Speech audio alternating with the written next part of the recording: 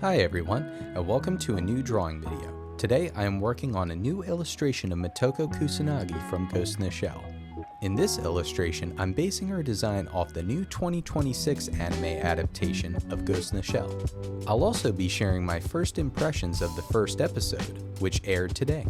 So I think the best part about this new Ghost in the Shell anime is that it's a straight adaptation of the original manga by Masamune Shirow. It essentially begins the same and adapts the first few chapters pretty much as is. While I like the prior Ghost in the Shell adaptations, they took different liberties to adapting the source material and going about it in their own way. And while it's debated as to how well each version of Ghost in the Shell did that, I think it's safe to say that this new anime is the closest to the original manga, which I think distinguishes itself. If I had to compare the new Ghost in the Shell anime to something else, it would actually be Cowboy Bebop. In the first opening sequence, there's this jazz music which goes along with the action. So the Ghost in the Shell anime begins with Aramaki and the police trying to arrest this corrupt politician who's being extradited by a diplomat of a different country.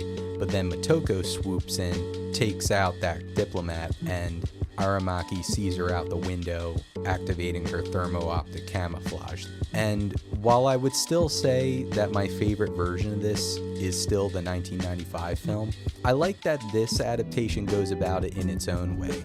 The first episode basically adapts the first few chapters of the manga, and from what I recall, it basically adapts it exactly. We see certain scenes that we never saw adapted in the same way as prior Ghost in the Shell adaptations, and that's something that I think is a real highlight for this show.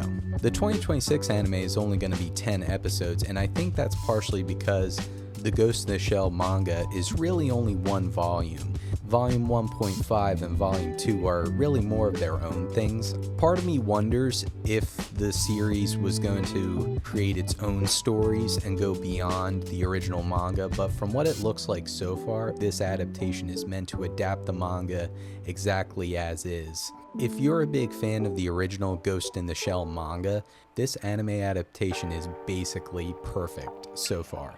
Now, this is only reviewing episode 1, but assuming that method stays consistent throughout the series, I think this will essentially be the definitive Ghost in the Shell manga adaptation. However, if you're a fan of Ghost in the Shell standalone complex or the Mamoru Oshii 1995 film, this anime is very much a departure from that. I think it's just that this adaptation leans more into the comedic side of Motoko and the comedic side between the different Section 9 members in a way that we didn't quite see in the other Ghost in the Shell entries.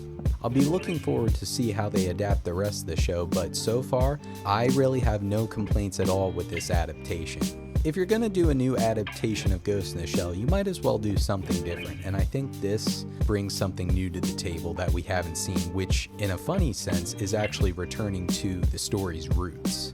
And I really like how we see the fun, more playful side of Motoko, while still keeping the spec ops military stuff grounded. If I had to guess going forward, the one thing we're probably going to be missing from this adaptation is that more introspective, psychological element that was really brought to the table in the 1995 film and standalone complex. But I think that may be okay because, again, the manga had a little less of that as it is. But once the Puppet Master is introduced, maybe we'll get into that a little bit more.